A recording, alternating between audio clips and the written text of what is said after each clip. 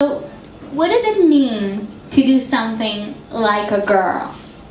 That was the premise of a feminine hygiene products commercial that went on to become the #3 most popular ad on YouTube in the past decades.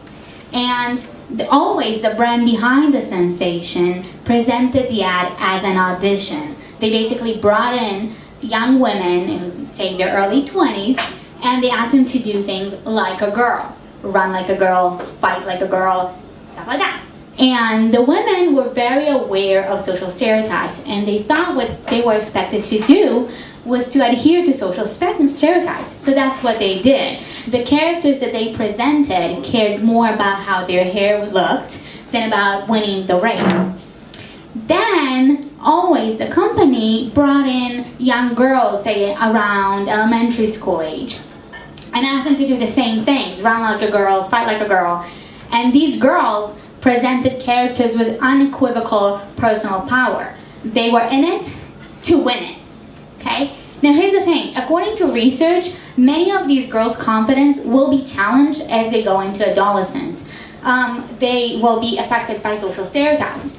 And that is around the same time that they will be starting using feminine hygiene products, which they'll be doing for several decades. Now, the two milestones have nothing to do with one another. One is social, one is biological.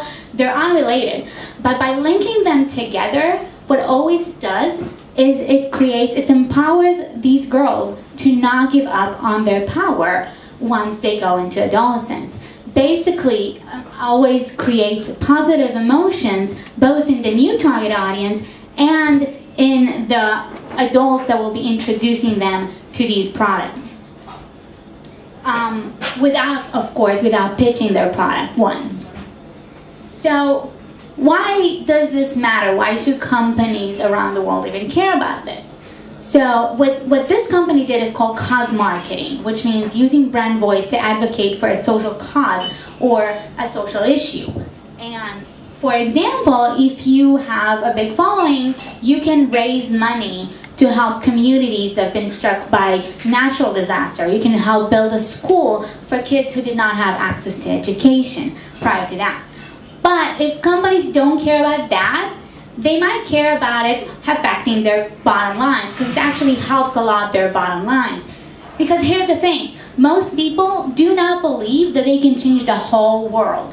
But many people do believe that they can make a difference in their own corner of the world. So 9 out of 10 consumers will actually be willing to switch providers to one that's advocating for a cause, as long, of course, as the price, product quality, and quality of service remain pretty much the same. So how do you do that? How do you do cause marketing? The easiest way to do that is to represent non-stereotypical audiences that don't get enough representation. Doing that with visuals is super easy. Cheerios, for example, presented a commercial about just another family eating or playing with cereal. And the only difference was that this was an interracial family that doesn't usually get represented. Now check how that looks. All right, just one sec. And there we go. Can we have a voice sound for that? No? Oh, that's not good. So what happened here is that the girl goes to her mom and she asks, well, I heard Cheerios is really good for the heart. Is that true? And the mom looks at the ingredients. She's like, yeah, there are ingredients here that are really good for the heart.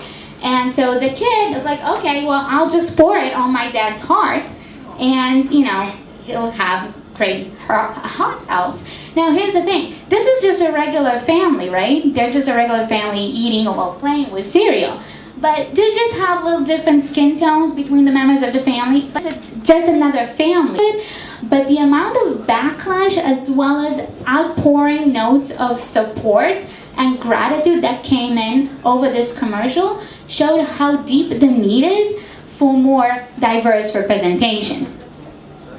Now, going deep is one of the ways to do cause marketing. So take a brand called Dove.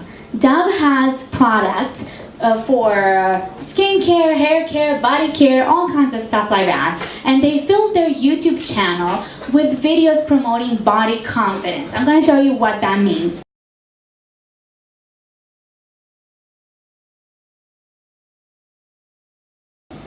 As we were saying, cause marketing is beneficial both to the audience and to companies' bottom line. So there are different ways to practice that in your company, and one of the ways to do that is just to have to represent underrepresented sectors without making a big deal out of it, right? It's just another family eating or playing with cereal.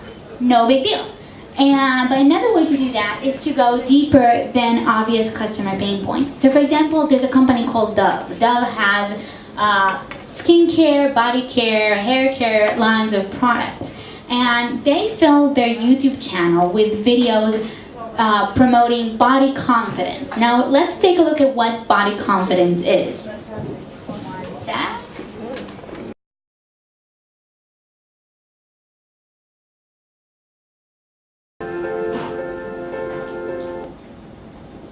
All right, so that's body confidence. And you would think that what Dove did here is really, really simple, because basically the target audience is women, and we know that many women have body issues. And while that's true, Dove dug a little bit deeper. And what they did here is by empowering women to create healthier relationships with their bodies, on which they use Dove products, they also kind of created a better product experience. And speaking of better, one of the ways to practice cause marketing is to treat your audience better than the usual industry standard. So take a look, if you have a company, if you have a brand, if you have a business, take a look around your industry and see how are competitors treating your target audience. Are they speaking up for them? Are they advocating for them? Are they celebrating the gifts that only this audience has? Or are they writing down to this target audience? All right, let's go back to feminine hygiene products, for example. For many years, the commercials for these products were very standard. You get your period, and then everything becomes so much fun. You dance around joyfully and freely. Everything is just peachy. And if you're a woman, and or you know a woman, you know that's not always exactly the case. So here comes a company called Hello Flow. They have a subscription package for feminine hygiene products. And they do something a little bit differently. They talk to their target audience, as the intelligent girls that they are, and they show them how much they believe that they can be their own sheroes, she-heroes. Check it out.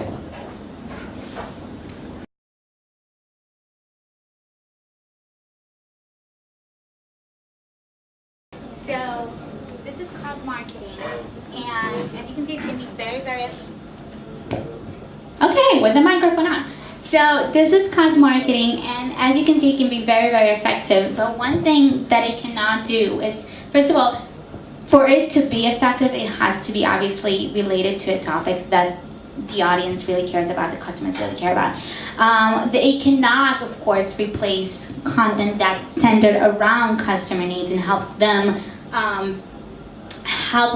overcome actual challenges. So for cause marketing to be effective, it has to be something the audience is really passionate about. It has to be something that the audience can help make the world a better place with the help of your product or service, as well at the same time make their own world or company a better place. It has to work both ways. Thank you for your time.